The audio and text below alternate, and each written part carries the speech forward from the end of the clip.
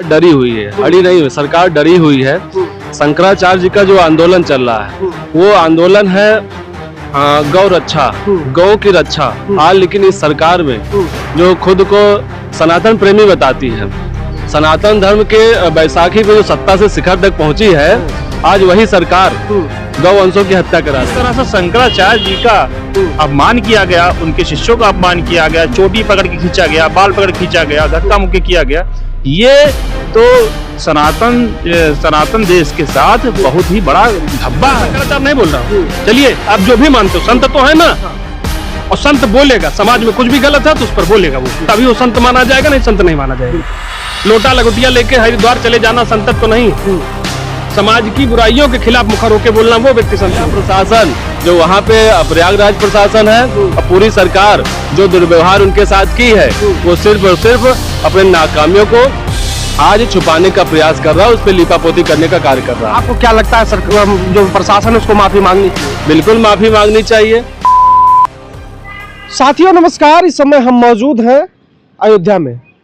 इस समय प्रयागराज में जिस तरीके से एक चर्चा का विषय बना हुआ है, स्वामी अवधूतेश्वरानंद सरस्वती को अमावस्या के दिन स्नान से रोका गया, उसके बाद से तमाम तरीके की चर्चाएं हैं। धर्मनगरी अयोध्या कही जाती है और भारतीय जनता पार्टी के राजनीति का केंद्र बिंदु भी है। हम बातचीत करेंगे, हमारे साथ अयोध्या के लोग हैं, इनसे बातचीत करेंगे कि इसको लेकर ये क्या सोचते हैं। सर बहुत बहुत स्वागत है। क्या नाम हो सर? गुलशन तिवारी नाम हमारा जी। और जिस प्रकरण की आप चर्चा कर रहे हैं, 18 तारीख की बात है वो जी। शंकराचार्य जी अपने शिष्यों के साथ पालकी में बैठ करके स्नान के लिए जा रहे थे जी। प्रशासन ने उनको रोका और रोकने का कारण ये बताया कि आप इस तरह से जाएंगे तो भगदड़ हो सकती है, जिस पर शंकराचार्य जी ने ये बताया कि हम जहाँ जाते हैं वहाँ भीड़ होती ही है और हम संत महात्मा हैं, माघ मेले का स्नान हो रहा है, जहाँ तक गाड़ियाँ गई हैं, गाड़ियाँ मतलब नेताओं और अधिकारियों की गाड़ियाँ वहाँ तक गई थी, हम पालकी से वहाँ तक जाएंगे, उसके बाद पैदल चले जाएंगे। अरे पालकी से बैठ के तो नदी में तो कूद न जाते वो। तो यही उन्होंने अपनी बात कही। इस दौरान उनके शिष्यों में और पुलिस में झड़प हो गई, धक्का मुक्की हुई, एक शिष्य का बाल पकड़ के भी खींचा गया, उसको मारा गया। फिर सवाल ये उठता है सीधे तौर पर, आपके यहाँ छोटे भैया, नेता, विधायक, मंत्री सबकी गाड़ियां जाएंगी, उनको वीआईपी ट्रीटमेंट मिलेगा, और सनातन धर्म के 4 शंकराचार्य पीठों में से एक शंकराचार्य पीठ के वो शंकराचार्य हैं, उनका क्या स्तर है? ये तो धार्मिक आयोजन है, धार्मिक आयोजन में संत महात्माओं का सम्मान नहीं होगा तो किसका सम्मान होगा? बिल्कुल, आपने बिल्कुल सही कही, लेकिन आज का दौर सोशल मीडिया का दौर है। आपने देखा होगा तमाम ऐसे लोग हैं जो उनको दलाल बोल रहे हैं, तमाम राजनीतिक पार्टियों के कह लीजिए एजेंट बता रहे हैं। एक धर्मगुरु है जो कि अगर देखा जाए, हम लोग कह लीजिए बराबर सोशल मीडिया पर एक्टिव है, तो लगभग आप देखते होंगे कि वो किसी भी पार्टी के खिलाफ वो बोलते हैं, जहां गलत होता है वहां वो गलत बोलते हैं और जहां तारीफ की बातें आती है वहां तारीफ भी करते हैं। लेकिन ऐसे में जो सोशल मीडिया यूजर्स हैं वो जिस तरीके की प्रतिक्रियाएं दे रहे हैं आज के दौर में, उसको आप किस तरीके देखते हैं? देखिए, कुछ लोगों ने उनको ये बताया कि वो राजनीति करते हैं, वो संत हैं, उनको इससे दूर होना चाहिए। तो मैं पहले ये बता दूं, हमारे देश की जो परंपरा रही है, हमारे यहाँ राजनीति सदैव धर्मनिष्ठ रही है, धर्म की गाइडेंस पर ही राजनीति चली है। अगर कोई धर्माचार्य, हमारे शंकराचार्य राजनीति की दिशा तय करते हैं, उसको बताते हैं कि तुम ये गलत कर रहे हो, और वो नहीं बताएंगे तो कौन बताएगा? कोई मौलाना जी आएंगे हमारे यहाँ बताने, कोई पादरी आएगा चर्च से बताने, हमारे गुरु तो वही हैं। हम जहाँ गलती करेंगे वहाँ हमारा वो मार्गदर्शन करेंगे। फिर उनके शंकराचार्य होने ना होने का आरोप प्रत्यारोप लग रहा है। अभी तो प्रमाण मांगा जा रहा है कि पहले वो अपने आप को प्रमाणित करें। मैं इतना कहना चाहता हूँ, आप उनको शंकराचार्य ना मानिए, ये आपकी मंशा है। संत है कि नहीं है वो? और एक संत स्नान से वंचित होगा? उन्होंने कहा जब हम हिंदू परंपरा में जन्म लेते हैं, भारतीय संस्कृति में जन्म लेते हैं, तो हमारा अधिकार हो जाता है गंगा यमुना में स्नान करने का, और उस अधिकार से आप हमको वंचित कर देंगे। आर्टिकल 25 क्या कहता है? धार्मिक स्वतंत्रता का अधिकार। क्या उससे भी आप वंचित कर देंगे? वीआईपी प्रोटोकॉल नेताओं विधायकों का बनाएंगे और एक संत को उसके कर्मकांड से वंचित करेंगे, धार्मिक आयोजन में उसको भाग नहीं लेने देंगे? ये मूर्खता है कि नहीं है? इसका हम लोग पूरी तरीके से विरोध करते हैं। पूरी घटना निंदनीय है। और इससे जो मिसाल बनी है, एक मिसाल बनी कि एक शंकराचार्य के स्तर का व्यक्ति, प्रशासन ने ऐसा उसके साथ दुर्व्यवहार किया। कोई हैसियत है प्रशासन की? वो हमारे सनातन धर्म के प्रधानमंत्री हैं, उनसे बड़ा कोई नहीं है। और उनका कोई प्रोटोकॉल नहीं होना चाहिए, सामान्य व्यक्ति हैं वो। मैं बस यही पूछना चाहता हूँ। एक सवाल ये भी उठ रहा है कि जिस तरीके से प्रशासन पर आरोप लग रहा है और कहा जाता है कि सूबे के मुखिया योगी आदित्यनाथ खुद एक संत महंत है, और तमाम बातें ये निकल के आती है कि आज का एक दौर है जब संतों को प्राथमिकता दी जा रही है। ऐसे में उनके साथ इस तरीके के भेदभाव और अपमानित किए जाने की घटना को आप क्या कहेंगे? देखिए, कार्रवाई तो होनी चाहिए, देखा जाना चाहिए कि भीड़ प्रबंधन में उस धार्मिक जो आयोजन था उसके मैनेजमेंट का जिम्मा प्रशासन पर ही है। प्रशासन ही देखेगा भीड़ प्रबंधन हुआ या लोगों का मूवमेंट फैसिलिटेट करना, साफ सुथरा हो, उसमें कोई समस्या ना आए, लॉ एंड ऑर्डर न बिगड़ने पाए, ये प्रशासन की जिम्मेदारी थी। अगर उसमें इतनी भारी चूक हुई है तो प्रशासन जिम्मेदार है। और एक इतने बड़े संत का अपमान होने के बाद, मैंने शंकराचार्य नहीं बोल रहा हूँ, चलिए आप जो भी मानते हो, संत तो है ना, और संत बोलेगा, समाज में कुछ भी गलत है तो उस पर बोलेगा वो, तभी वो संत माना जाएगा, नहीं संत नहीं माना जाएगा। लोटा लगुटिया लेके हरिद्वार चले जाना संत तो नहीं है। समाज की बुराइयों के खिलाफ मुखर होकर बोलना वो व्यक्ति संत होता है। तो उनका जो अपमान हुआ है, इस पर मैं शासन से स्पष्टीकरण चाहता हूँ।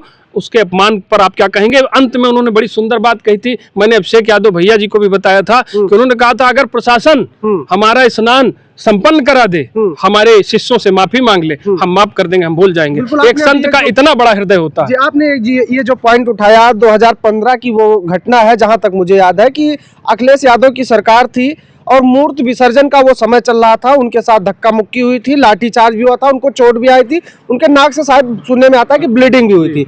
उस टाइम में अखिलेश यादव वहां पर गए थे, उन्होंने दंडवत प्रणाम होकर, जो उन्होंने खुद बयान दिया कि उन्होंने माफी मांगी थी और उन्होंने माफ कर दिया था। जब इतने बड़े हृदय वाले वो है तो क्यों प्रशासन और सरकार इस तरीके से अड़ गई है? यहाँ तो ये बात छिड़ गई, कुछ लोग अपनी कमियों को छुपाने के लिए उल्टा ये प्रश्न करने लगे कि ये तो शंकराचार्य है ही नहीं। अरे तो तुम बन जाओ शंकराचार्य, जाओ बैठ जाओ ज्योतिर्मठ की गद्दी पर, है क्षमता तो।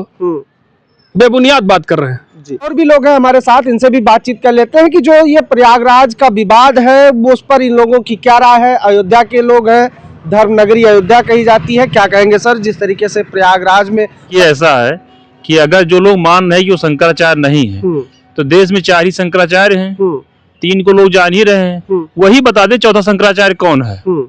वो तो संत समाज सब जान रहा है कि शंकराचार्य अवधूतानंद जी हैं, लेकिन जो लोग ये कह रहे हैं वही बताएं कि चौथा शंकराचार्य कौन है, किसको बनाया गया शंकराचार्य। और जिस तरह से शंकराचार्य जी का अपमान किया गया, उनके शिष्यों का अपमान किया गया, चोटी पकड़ के खींचा गया, बाल पकड़ खींचा गया, धक्का मुक्की किया गया, ये तो सनातन देश के साथ बहुत ही बड़ा धब्बा है। ये तो कह लीजिए कि प्रशासन की नाकामी है और सरकार की मंशा क्या है क्लियर नहीं हो पा रही इस मामले पे। मंशा का क्लियर नहीं हो पा रही? बिल्कुल नहीं क्लियर है भाई। देखो लेकिन अगर बात की जाए तो जब सनातन की बात आती तो सरकार की मंशा क्लियर होनी चाहिए, क्योंकि उसी मुखौटे पे वो आज सत्ता में। आप भी देख रहे हैं, हम भी देख रहे हैं, पूरी जनता देख रही है इस समय मामला जो गरमाया हुआ है। आपको क्या लगता है कि कहीं अधिकांश जगह पे वो सनातन की बात करती है, सनातन हित की बात करती है, जहां हमारे शंकराचार्य को अपमानित किया जा रहा है वहां कुछ बोल नहीं रही है, तो क्या कहेंगे आप? आपसे ही पूछा लिया जाए। ये राजनीतिक हित के लिए अब जो कुछ भी हो, आखिर काहे नहीं क्लियर कर रही है? क्यों नहीं स्नान करवा पाई उनको? मतलब मुखौटा चढ़ा है। एक प्रश्न का उत्तर दे दे, सरकार दे दे और प्रशासन दे दे कि स्नान उनको क्यों नहीं करवा पाई। क्या ऐसी मजबूरी थी, ऐसी दिक्कतें थी, क्या किसी का दबाव था कि उनको स्नान नहीं करवा पाई? पूरा जो प्रशासन लगा हुआ है प्रयागराज में, व्यवस्थाएं हो रही हैं, एक संत को स्नान नहीं करवा सकती है। आप क्या सोचते हैं सरकार की भूमिका को लेकर? सरकार की भूमिका मैं यही कह रहा हूँ, सरकार की भूमिका स्पष्ट नहीं है। और शंकराचार्य जी तो इतने मतलब अच्छे हृदय के आदमी हैं कि अगर उनसे क्षमा मांग लिया जाता तो अंत क्षमा कर देते। उनको ऐसी कोई दिक्कत नहीं है, उनका कोई ईगो नहीं टकराता, वो संत हैं, संत का ईगो कभी नहीं टकराता है। जी बिल्कुल। मेरे साथ और भी लोग हैं, भैया से जुड़ जाते हैं। क्या कहेंगे भैया सरकार की मंशा को लेकर? आप क्या कहेंगे जिस तरीके से सरकार भी अड़ी हुई है और शंकराचार्य जी भी अड़े हुए हैं? देखिए, सरकार जो है, सरकार डरी हुई है, अड़ी नहीं हुई, सरकार डरी हुई है। शंकराचार्य जी का जो आंदोलन चल रहा है वो आंदोलन है गौ रक्षा, गौ की रक्षा। आज लेकिन इस सरकार में जो खुद को सनातन प्रेमी बताती है, सनातन धर्म के बैसाखी पे जो सत्ता से शिखर तक पहुंची है, आज वही सरकार गौ वंशों की हत्या करा रही है। शंकराचार्य जी का जो अभियान है गौ रक्षा के लिए, उस अभियान के मतलब ये लोग डरे हुए हैं, सरकार डरी हुई है कि कहीं सरकार से इसको डरने की क्या, देखिए अब सवाल ये है कि सरकार को इनसे डरने की क्या जरूरत। गौरक्षा के नाम पर तो सरकार ही बनी थी, उन्होंने कहा था कि राष्ट्र धर्म का नाता है, गौ हमारी माता है। हाँ, लेकिन इन्हीं के तो सरकार में देखिए कितने गौवंशों की हत्या हो रही है, बिजनेस बना के रखे हुए हैं ये लोग। तो ये तो इनका एक एजेंडा है। अच्छा। कि ये कहते कुछ है करते कुछ है, लेकिन अगर स्थिति को समझिए आप कि जो स्थिति है वर्तमान सरकार की वो यही है कि सनातन के विरुद्ध जिसपे ये अपने बैसाखी पे सनातन के बैसाखी पे जिन्होंने सत्ता को शिखर तक पाया है, आज सत्ता में काबिज है, आज उसी सनातन धर्म का ही अपमान कर रहे हैं जी। तो कहीं ना कहीं जो अब तीसरा जी नंद जी के साथ हुआ, शंकराचार्य जी के साथ हुआ, आप गलत मानते हैं? बिल्कुल मानते हैं। शंकराचार्य जी के साथ जो हुआ संपूर्ण सनातन धर्म का अपमान है। ये जो ये मेला प्राधिकरण कह रहा है कि आप उनसे प्रमाण मांग रहा है कि आप शंकराचार्य हैं कि नहीं है, जिस ये सुप्रीम कोर्ट का हवाला दे रहा है उनके आदेश का, वही सुप्रीम कोर्ट के आदेश में लिखा हुआ 17 अक्टूबर 2022 का शायद आदेश है, हम जहां तक गलत नहीं है तो उसी आदेश में लिखा कि 17 अक्टूबर आज और उसके बाद किसी शंकराचार्य का नियुक्ति नहीं होगी। लेकिन समझने की बात यह है कि 12 सितंबर 2022 को शंकराचार्य जी का राज्याभिषेक हुआ है, तो उनपे तो ये आदेश लागू नहीं होता है। तो मेला प्रशासन जो वहाँ पे प्रयागराज प्रशासन है और पूरी सरकार जो दुर्व्यवहार उनके साथ की है, वो सिर्फ और सिर्फ अपने नाकामियों को आज छुपाने का प्रयास कर रहा है, उस पर लिपापोती करने का कार्य कर रहा है। आपको क्या लगता है जो प्रशासन है उसको माफी मांगनी चाहिए? बिल्कुल माफी मांगनी चाहिए। ये संपूर्ण जो है सनातन धर्मावलंबियों की भावनाएं आहत हुई है इसमें। जो हमारे धर्म के जो प्रधानमंत्री के पद पे वो आसीन है और उनके साथ इस तरह का व्यवहार किया जाएगा, संतों के साथ इस तरह से व्यवहार किया जाएगा, जो देश साधु संतों का देश रहा हो और आज उसी देश में उनके साथ ये अपमान किया जाए, कतई बर्दाश्त करने योग्य नहीं है ये। ठीक है, तो हम तमाम लोगों से बातचीत कर रहे थे, अयोध्या के लोग हैं, बुद्धिजीवी लोग हैं, जिनसे हमारी चर्चा इस बात को लेके हो रही थी कि जिस तरीके से स्वामी अभिमुक्तेश्वरानंद सरस्वती जी के साथ ये घटना हुई प्रयागराज में और अब ये पूरे सनातन का विषय बन गया है। कहा जाता है कि पूरे देश में सिर्फ 4 ऐसे शंकराचार्य हैं जिनको कह लीजिए कि धर्म संसद का प्रधानमंत्री कहा जाता है, जो देश की धार्मिक व्यवस्था को तय करते हैं, तमाम विचारों को वो अपने समय समय पर अवगत कराते रहते हैं और देश में जो धार्मिक गतिविधियां हैं उन पर अपना कह लीजिए एक सलाह देने का अधिकार रखते हैं। लेकिन आज जिस तरीके से सनातन धर्म के अपमान को कहकर किया जा रहा है और उनको अपमानित किया गया, पहले रोका गया, फिर जो है उनके चेलों के साथ मारपीट की गई, चोटी खींची गई और फिर अब उनसे ये प्रमाण मांगा जा रहा है कि वो अब साबित करें कि वो शंकराचार्य हैं। इसको लेकर जनता की राय ये है कि कहीं न कहीं इस पर सरकार विफल है, मेला प्रशासन विफल था और अपनी कमियों को छिपाने के लिए अब इसको नए विवाद का रूप दिया जा रहा है। इस तमाम चर्चा को लेकर आप क्या सोचते हैं, अपनी राय कमेंट बॉक्स में दीजिएगा। मिलते हैं वीडियो में, नमस्कार।